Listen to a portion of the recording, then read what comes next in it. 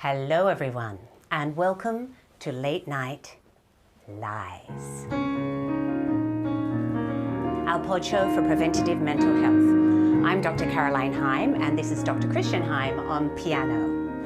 And tonight's lie is avoid pain at all costs. That sounds a bit like last week. It does, but you had more to say. Yes, I did. I have a lot more to say. And because of that, I'm going to play a little bit of what I played last week, but I'll play it a bit slower so we can feel what Beethoven does. He gives us some complex emotions first, but he often gives us hope. So, an early minuet by Beethoven.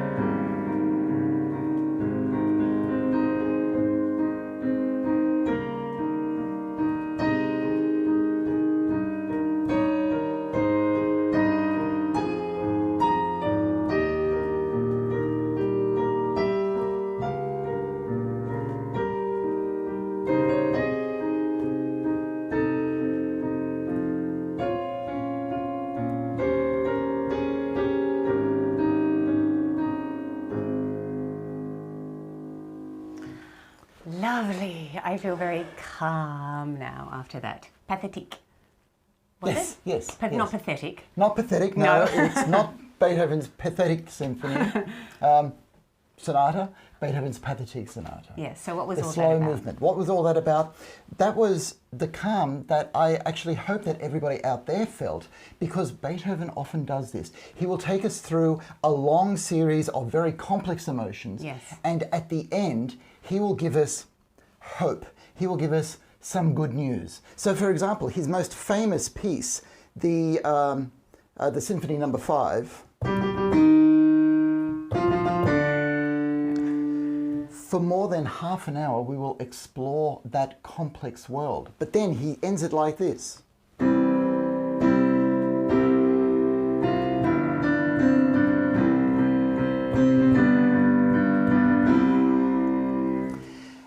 And so he gives us hope, and that's why it feels so good. But you've got to go through the whole journey to get to the hope. In his Ninth Symphony, he does something quite extraordinary. Before the symphony begins, everybody's tuning. The whole orchestra tunes to an A, and what violinists like to do is play a D minor chord underneath that. And then when the symphony begins, Beethoven does this. He stays there. And this is the world that he explores.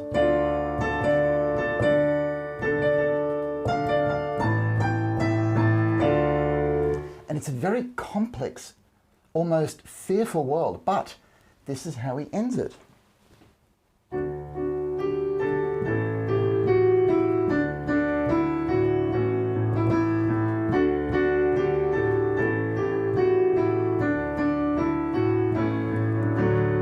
Ode to Joy. Ode to Joy, but it takes us over an hour to get there. So the idea is the complex emotions first, then hope and release afterwards. And it feels absolutely wonderful. But you've got to go through that whole journey. It's hard to take just the good bits. The good bits feel so much better when you've been through that painful journey.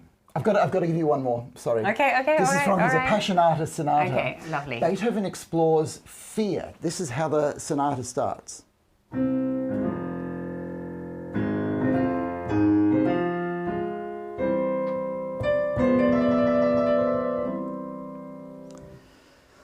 after that, Scared. That's right. And he then explores anger.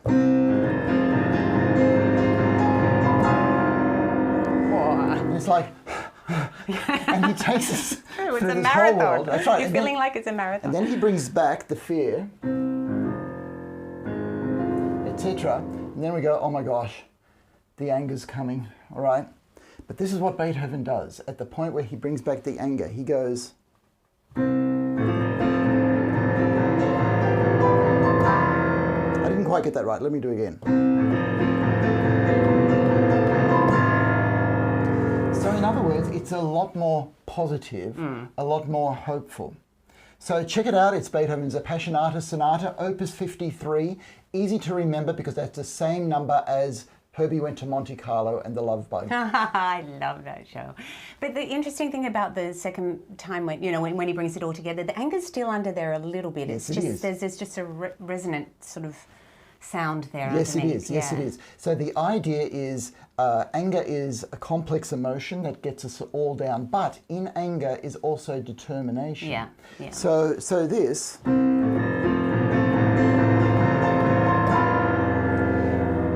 is, I believe, Beethoven looking for determination, something that can get us going in the right direction rather than wallowing in anger. Okay.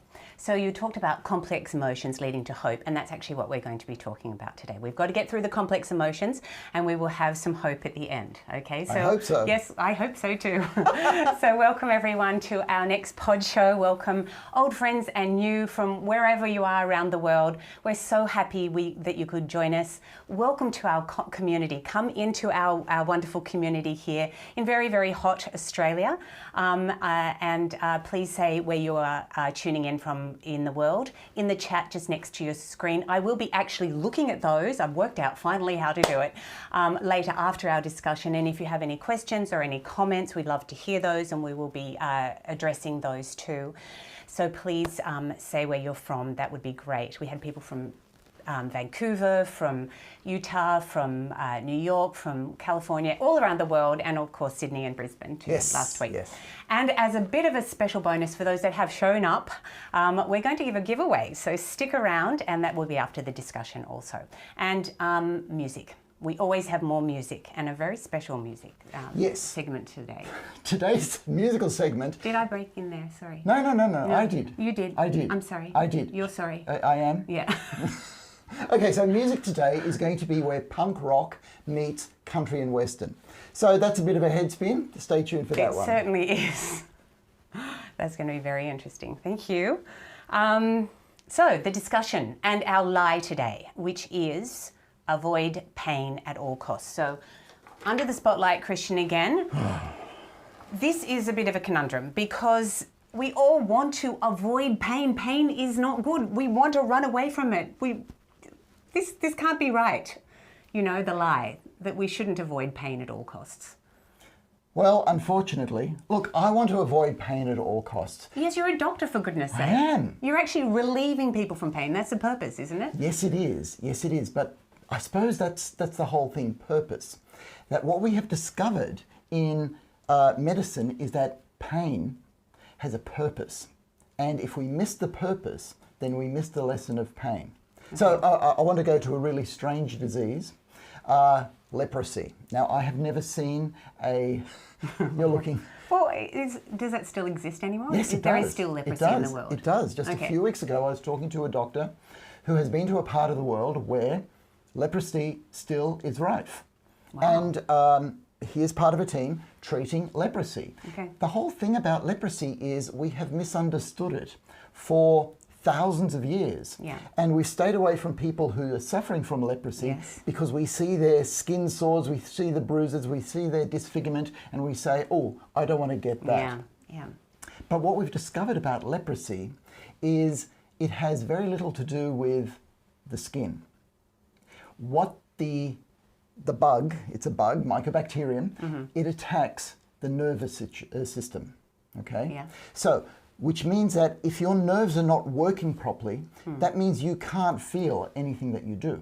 Okay. So that means that if you bump yourself or cut yourself, you don't feel it. Ah, I see where you're going with this. That's right. That's right. Yeah. So you end up with all these cuts and bruises. Yeah. And people end up losing fingers because they're cooking, they're burning their fingers, and they don't feel it because they don't feel the pain. And they randomly stub their toe off or something. They randomly stub their toe. That's exactly right. So because the leprosy attacks the nervous system, they don't feel the pain, so they don't have the natural protection that they would have, telling them that there's something wrong. You've got to do something about this. Yeah, okay. So, pain. Yeah. Pain, yes. Right. Pain. Well, we're talking about physical pain at the moment. So, pain is worse at night. That's what everyone says. Pain's worse at night. You feel it more at night. Is that true? It's interesting because the answer to that is actually yes and no. Because I, just like anybody else, feel that if you have any pain going on, you will feel it at night. Yeah. But does that mean that it's actually worse? It actually isn't. It isn't? No, you've actually But it is. It is. I'm sure everyone would say that. Well, only because you feel it. Okay, all right. Okay? So the feeling is more real at night. The feeling is there at night. In fact, let's put it this way. You notice it. Okay. So to explain how that happens, I've got to take you into a part of the brain called the thalamus. Right? Now, the thalamus is just another one of those Latin terms. It just means chamber or room. So I like to think of it as a room where the brain sort of keeps information before deciding whether it gets to your awareness or not. And the thalamus's job is to scrutinize all information that comes into us to sort of say, do you really want to go up there? Are you really important enough? And what the thalamus does is get a whole lot of signals from the rest of the brain, and the whole brain scrutinizes this new piece of information and sees whether it's important enough to get up to the brain or not, to your awareness. Okay, so one example is if you happen to be involved in, let's say, one of your favorite computer games, and somebody says, Christian, it's time for dinner, you may not actually hear that because your thalamus gets all these messages from the brain that says, don't let anybody up, don't let anybody in, we're interested in this game. So this voice comes in saying it's time for dinner, but everybody gangs up, interrogates this piece of information and says, nah, we're not letting you through. We want to keep working on this game that we're enjoying. So it mutes the sound. It's a mute button. That's what it is. Mute. That's right. Don't want to hear this. Or everyone's ganging up on that. Everyone's ganging up on it. So it's like mute. It's like a koala that sits in a tree. Yeah. Okay. And this koala doesn't let anybody else up the tree. Okay. The tree is like the brain stem of the brain, and all the pain, all the information, any sensation that comes into you has to get past this koala bear. Yeah.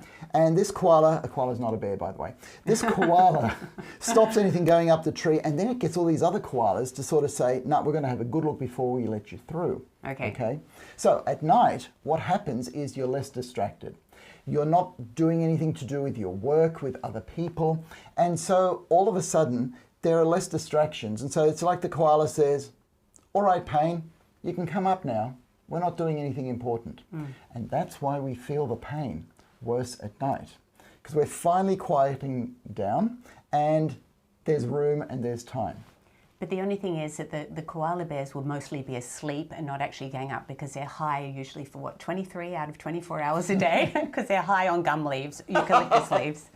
That's true, actually. They spend 20 hours of each day asleep, and the other 4 hours they're just getting high on gum leaves so that they can sleep some more. And it's when they're asleep, so when the thalamus is going to sleep, that the pain gets through. Okay, all right. Okay, so we were talking a bit about physical pain. Yes. So what about emotional pain? What happens in the brain when we experience an emotional pain and we try and hide it, even from ourselves? Okay.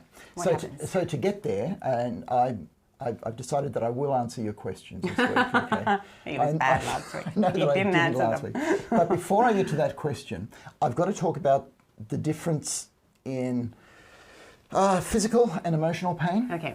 Okay, and acute and chronic pain. Yeah. Okay, now acute just means it's happening right now, okay? And pain is really easy to understand if, let's say, you break a leg or break an arm, you're in pain because something's been damaged, and the pain is there to say, something's happened, we've got to deal with this right now, get us to a hospital, get us fixed up. That's acute pain, acute physical pain. Now, there's also what we call chronic pain. There are people, and look, I've just been doing a little bit of research on this. It's somewhere between 10 and 50% of people have what we call chronic pain.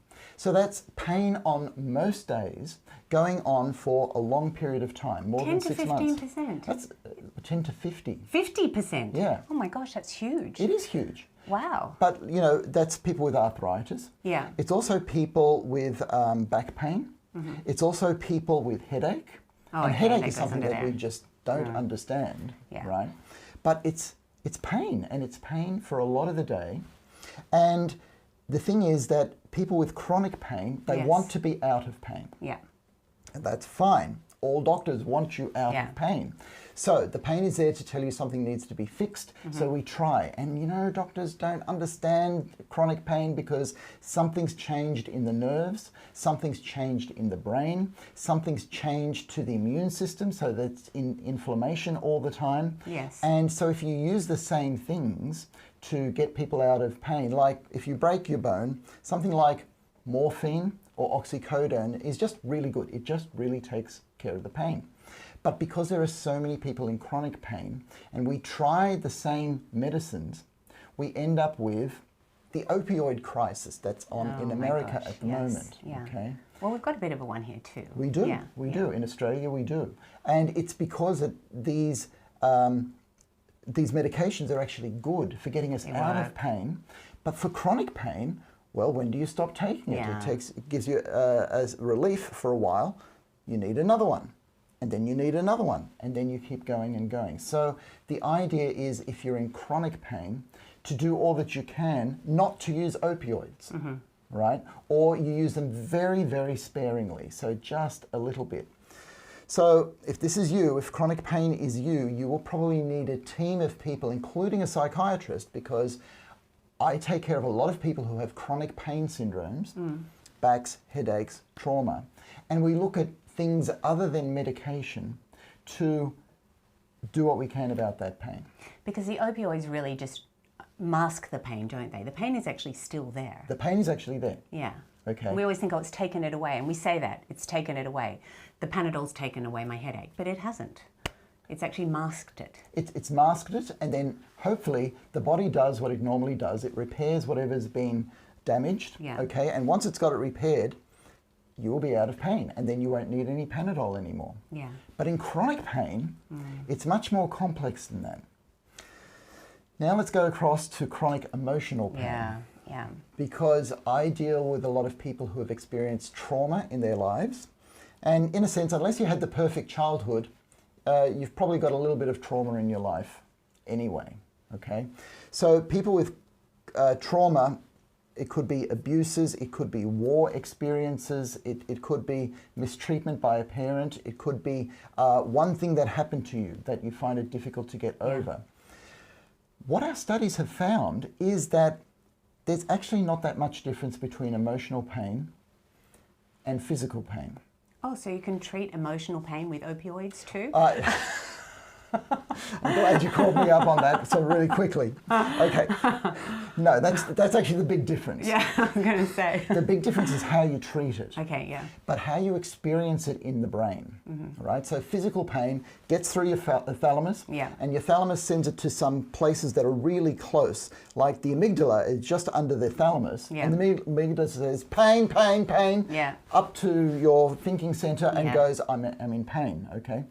Interestingly, the thalamus will also send signals to the anterior cingulate gyrus, which is what we talked about in empathy, and to another really interesting part of the brain called the insula, which we haven't talked about yet, but it works kind of together with the anterior cingulate gyrus, okay?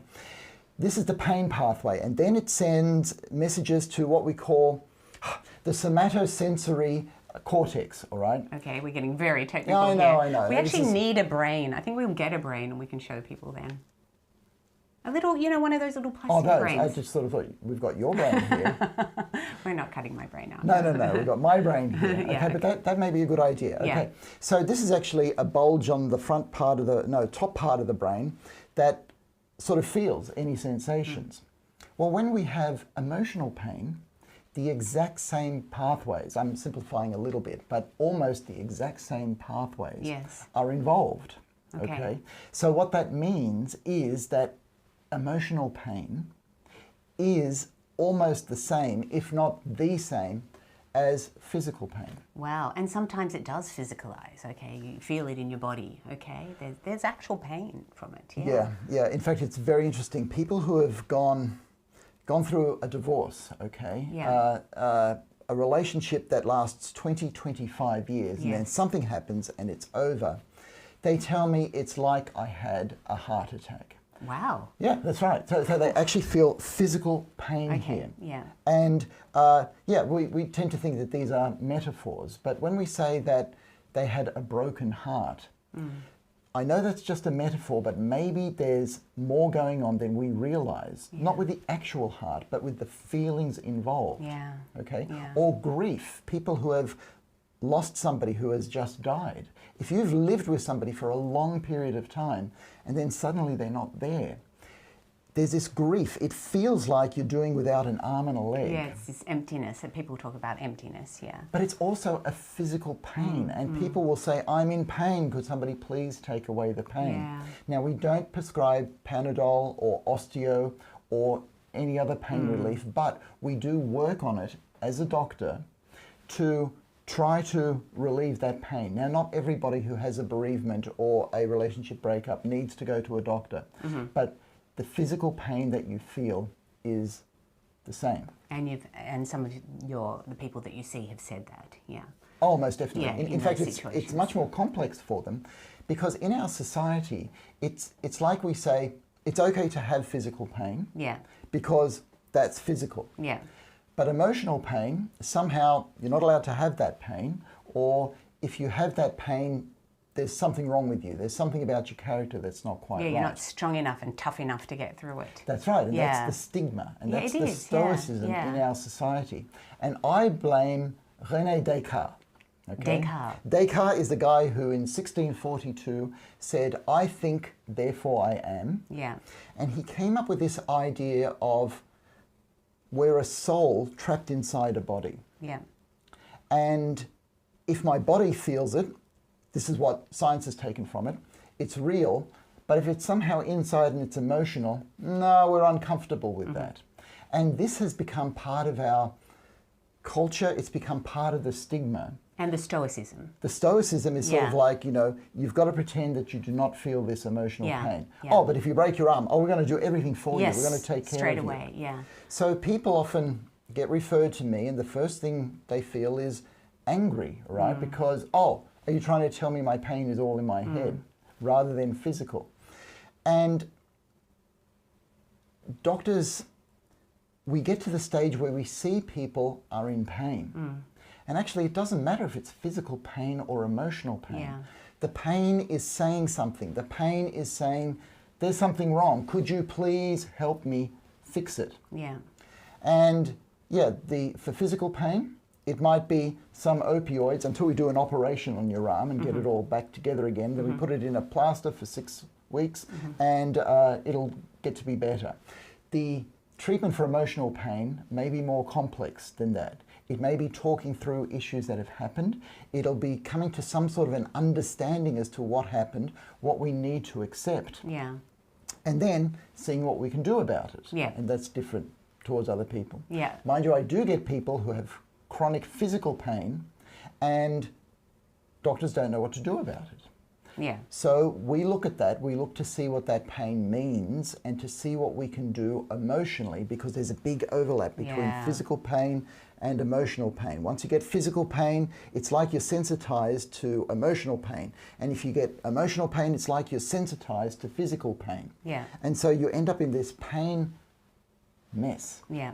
So it's actually one of the lies of our society, isn't it? That we spend so much time on the physical and what we can see and everything. And I'm assuming that there's not as much research that's gone into all the trials and everything for the emotional pain either, That is right, because as doctors, as scientists, we're very comfortable with what we can see.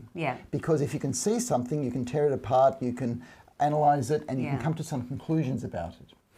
You can't see an emotion. You can't see pain, which means that how are we going to research something that we don't see? Yeah, yeah. But there are ways. But there are ways. There are ways, And because we live in an age where we can have a look at the brain without having to cut it out, right?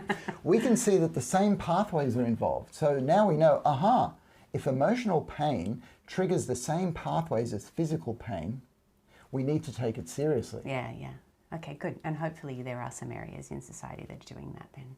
Well, I suppose it's part of why I'm talking about it. Yeah, that's why we're doing it. That's right. Okay, so let's go back to that question because you already brought up the brain and such again. So, damn it, I thought I found a really clever way of avoiding the question.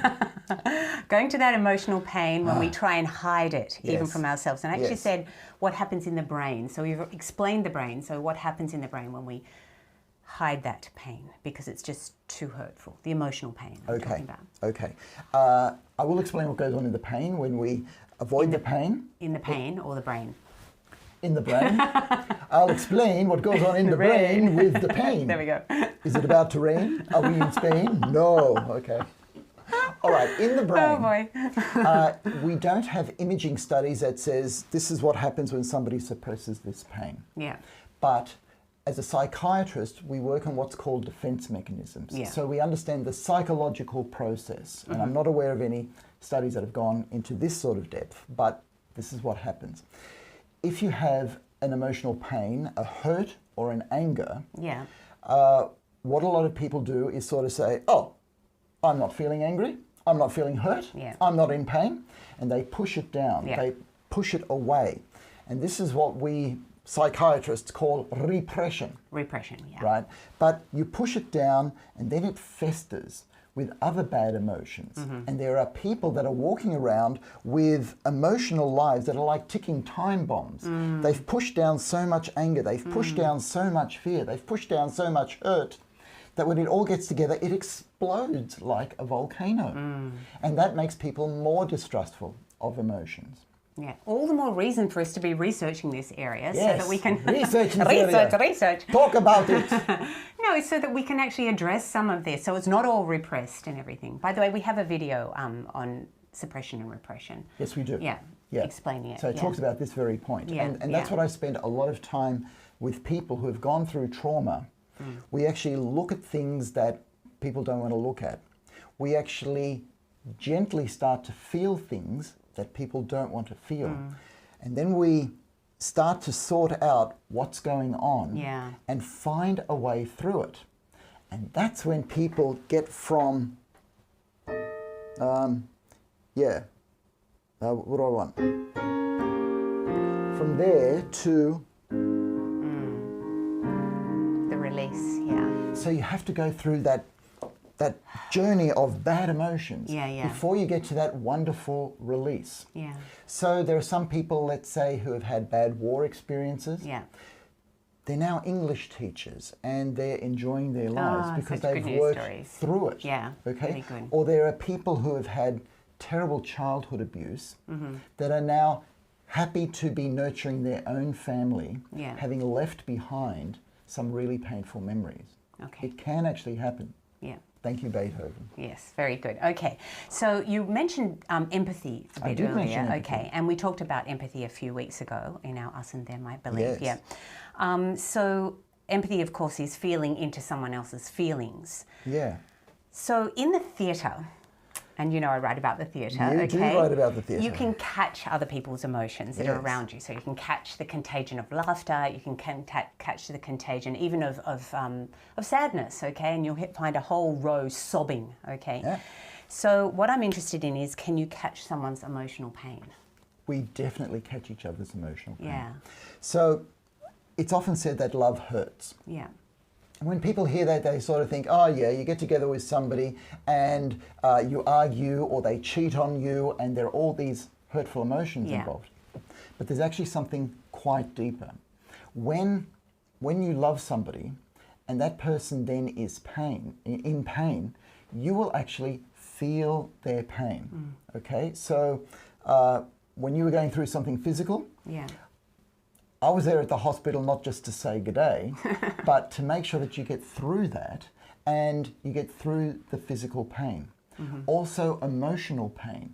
It actually gets to the stage where you go, oh, I just feel her pain. Yeah. Or I feel his pain. Yeah. And the wonderful thing about a relationship when it's working properly, right, is that you have another person there to help you, to help take your hand and drag you out of the pain and drag you into the hope that Beethoven gives us, or out of those seas of splashing waves onto the shore where it's safe.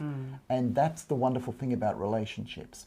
And as a parent, you know when our boys have hurt themselves, you physically feel that. Yeah. And you only want, it's such a cliche, parents want what's best for their children. They want them to be happy. They want them to be happy, but they also want them to be out of pain. Yeah, so true. Yeah, Because, especially emotional pain. Yeah, you will actually feel their physical pain. Yeah. So empathy uses the same pathways. The amygdala for pain, the anterior cingulate gyrus is where you pick up on other people's emotions, you pick up their pain, and then through the amygdala, you get the pain yourself. So when you put your hands up for a relationship, you're putting your hand up for a lot of pleasure, but for a lot of pain as well. So that's where the love comes in, isn't it? That's because right. the love just comes in and draws that empathy. You know, it draws you. Yeah. It's a healing balm, really. Yes, but it's not just pleasant, fun, and roses. No, I mean, love mostly is, okay? Yeah. It mostly feels fantastic. Yeah, it feels good, but it's not all roses. No, it isn't all roses. It's definitely not all roses. It's a truckload of work too. Yeah. Okay, and I suppose that's what I was saying last week. Yeah. That if you put your hand up for some effort, for some work first, you will save some pain later. Yeah. Okay, so if you can work on your relationship, buy books, sit down, have meetings, maybe see a therapist, okay, you will save yourself the big hurt of relationship breakups and betrayal. Okay? Because they really hurt. All right? But I suppose this week what I'm saying is pain is part of the package of empathy and love. You're going to be feeling things that you may not even want to, but then you want to because it actually brings you closer to that person as well. It's a depth of being, isn't it? It's a depth of being, yeah. Okay, so you're heading on towards the hope. Are we ready for the hope yet? Are we ready for the hope? Yeah? I don't know. Are you ready for the hope? I'm ready for the hope. Always ready for hope. We want hope. Yes, we do. We want hope. And although this is about pain, as a doctor, I cannot leave people in pain. No. Whether it's physical pain from when I used to work in accident and emergency, to all the psychological pain that people go through now, the aim is always to work through the pain and come out the other side without pain. All right? Doesn't always happen. How do we do it? How do we do it? So this is the hope. We avoid pain, but we learn from it.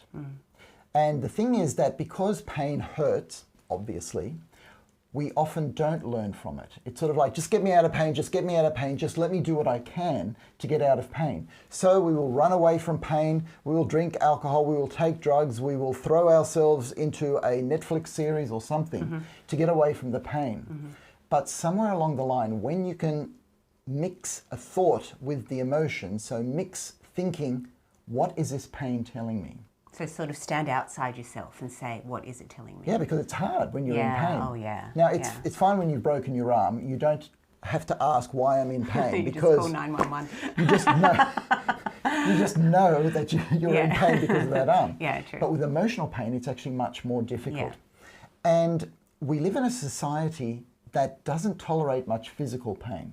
Okay? And that's fine. I don't think we should tolerate physical pain. But what I'm seeing is that so many people tolerate emotional pain. They do, don't they? They just carry it and think, oh, well, that's normal, you know? Yes, and people think that emotional pain is normal. Well, a broken arm isn't normal, so why should emotional pain be normal then? That's the whole message. Yeah. If I am in emotional pain, the idea is to find out why am I in emotional pain and see what you can do about it. Because emotional pain, okay, it may come from something that you can't do anything about because it's a past hurt, but you can actually work through that. There are books on working through trauma. There are books on forgiveness. There are books on being able to be on top of strong emotions. There's books on how to make it with parents or people that have hurt you badly. Okay? Make up with them, yeah. Make up with them. Yeah. And that's one of the things. Each of our relationships, we've actually got to say, okay, what's going wrong here? What can we do to make it better? Yeah. So relationships mean a bit of pain, but you don't want to stay in pain. You want to fix whatever needs to be fixed to make it better so that you can get to the peace. And I suppose what I do want to say is if you're in emotional pain, do not stay in emotional pain. Do what you can to find out why and do what you can to fix it rather than dulling it down with drugs or alcohol. And it's not just things on the internet and everything. You can see a therapist or, a psychologist, psychiatrist, whatever it needs to be. Yeah, but we live in an information age. We do, yeah. And we're not making the best use of the information. It's sort of, And what I'm really trying to get people to do is, look, whatever pain you've been through, somebody has written a book on it, right? That's true. And so there are all these places that sell books. They're online. You just have to find the book and they will send it to you. It'll cost you a few dollars, all right? And then when you've got the book, you're actually starting to go through the effort of sort of saying, okay, so I was hurt by my divorce. What do I do about pain following divorce? Somebody will have written about that, a good book. And then you go, oh, I can actually do this. Oh, I can actually do this. But you actually have to do it. That's the thing. Yes, you do. Because you can take all this information in and read it, and this is what we often do. We go, oh yeah, that's interesting. Oh yeah, that'd be really good, but then we don't do it. That's right. So it's the same with Beethoven's Ninth Symphony. Yeah. It's like everybody knows the good bit, the.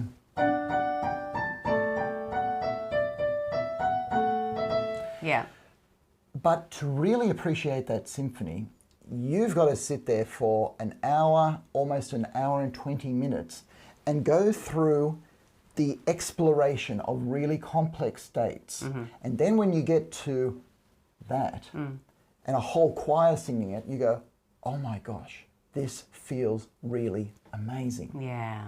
So it's the effort that you were talking about last week. It's the effort and it's the journey. Yeah. Okay, great. All right, so that's Good Hope. Is that Good Hope? Good Hope, that's Great Hope. We want that journey. Reminds me of the want television series, yes. Good Hope, Chicago Hope. Sorry, go on, Hope. Good, I'm not sure what you're talking about. Oh, there was this series in the 80s called Chicago Hope. It was about doctors and nurses keeping people out of pain. Was it? Yeah, it was. It was more about their relationships, wasn't it? Oh, the pain that they caused each other. That's right. I think that's what all drama's about, isn't it? But do you ever see any dramas that they actually get through it? Occasionally. Okay, good. Okay, all right. So a bit of housekeeping before we have some more hope in the music, and we always finish off with music, so stay with us. I did promise you a giveaway, and while I am going to explain about the giveaway, if you want to write any questions or comments, I've got my glasses. Isn't that good? I brought my glasses today. You did. And I can read the comments and things that you put in. So tell us where you are in the over in the Northern Hemisphere or Southern Hemisphere, and any questions or comments. We would love to hear from you. But giveaway, yes. So the giveaway is the Christian's latest book, which is 5 Steps to Real Pleasure. So no pain, 5 Steps to Real Pleasure. No, okay. Yeah. So this isn't actually in print yet, but we have e-copies. And so if you want a copy of that, please DM me on Twitter or Instagram. Or send me an email through our website, drchristianheim.com, and I will need, when you DM me, your actual email so that I can send it out to you. And I'll make sure that you get that. It's just a prize for turning up to the to be part of our community live here. All right, so there's a few comments here from people. Hello from David, and from David too. Utah again. Yeah, fantastic. Coco Girls here. Fantastic, great. There are actually people there. All right. There's another. What? We had a question. How do we know what the right literature is to read? But the question's been answered. Look at that. There you go. No, actually, that's quite a problem. Because we have so much information out there that it's really difficult to find good information. Well, that's true, Okay. Yeah. Well, how do we do that? How do we sort through it? Okay, I would research the author of any information. Find out what you can about the author. Make sure that they're an expert in the area. That they've looked at studies, that they've done some training. That it's not just a personal experience thing. Okay. However, personal experience things can be helpful as well. But I would go to actual novels there, because novels leave you the freedom of saying this is just one experience. Whereas a self-help book that's based on one experience is trying to say too much with too little information. So research the authors. Thank you very much for your question. Yeah. And if you're actually listening to this recording afterwards and you have any questions or comments, pop them in the comments underneath and we will answer them at the following pod show next week. Yep, some other things coming up. That's great. Just hello. So hello to everyone and welcome. And well, we're actually up to the end, but lovely that you joined us. We're so happy. And please tell your friends. We want to build up this community. We want to be able to, talk with you a little bit more online too. So that would be great. It's time for the music. Time for music. Time for music. All right. So this music has hope at the end of pain. And you can tell by the way that we're dressed that Caroline is the hope and I'm going to play some music, right? I didn't plan that. You planned it, clearly. I did. Yeah. So this song that we are going to perform for you today was a hit in 1994 for a punk band called 9 Inch Nails. Now, I know you purists out there are going to tell me that 9 Inch Nails were not a punk band. They were post-punk. They were actually industrial rock. So let's get really specific. Yes, let's get really specific. But you see, 10 years later, I think it was about 2003, this song was picked up by one of the biggest recording artists of all time. It was picked up by Johnny Cash. Oh, just a few months before he died. I didn't know that. Now, this song, which was a song of despair and pain that gets felt by young people, was picked up by a 70-year-old man who was in his end stages. Lots of life experience. Though. Lots of life experience. And what he did was he took that song and he gave it a bit more hope. Okay? And he actually talks through his whole life experience that's in the movie, in the music clip, all right? And he gives it a different ending. 70 million hits or something ridiculous on YouTube, this song. Okay, so the song is Hurt. There was also another That's the name of it, Hurt. Hurt, that's right. Okay, so punk group band, punk song, picked up by a country and western singer.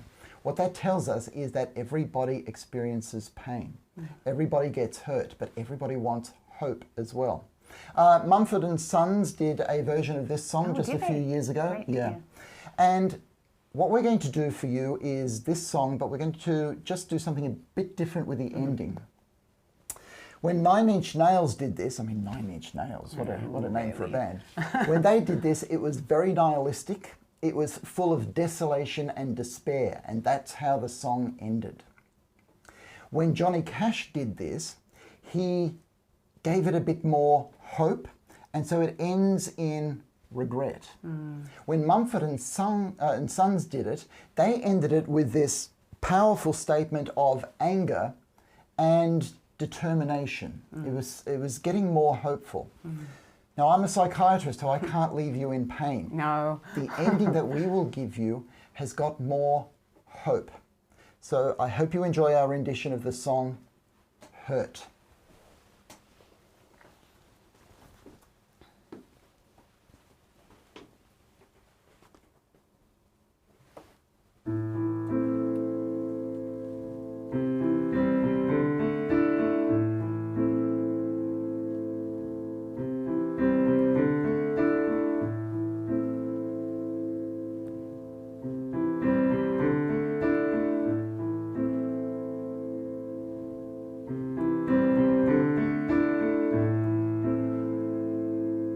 I hurt myself today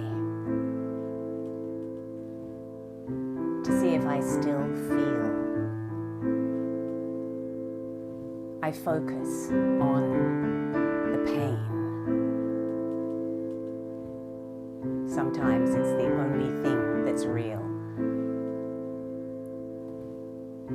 cuts, it tears a hole. It's an old familiar sting. I try to kill my memories,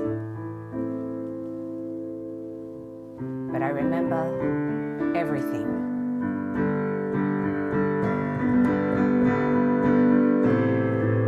What have I become? My sweet friend. Everyone I know leaves me in the end. And you can have it all. Your empire of dirt. It will only let you down. It will only make you hurt.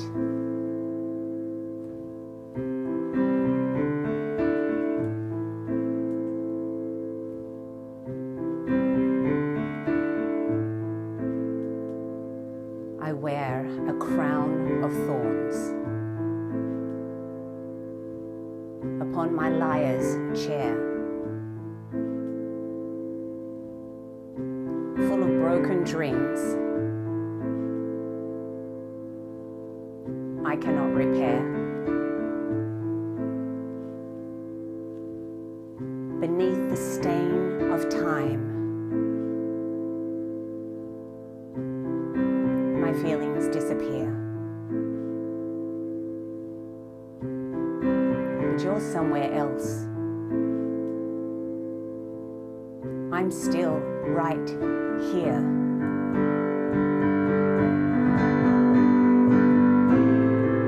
What have I become? My sweet friend. Everyone I know leaves me in the end. You can have it all. My empire of dirt. It will only let you down. It will only make you hurt.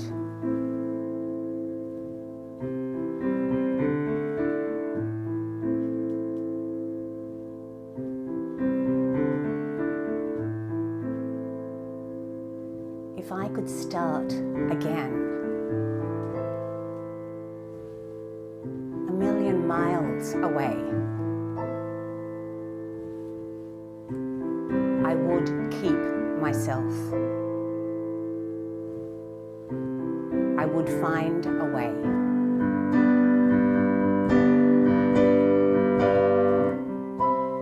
I would keep myself. I would find a way. I would keep myself. I would find a way. I would keep myself. I would find a way.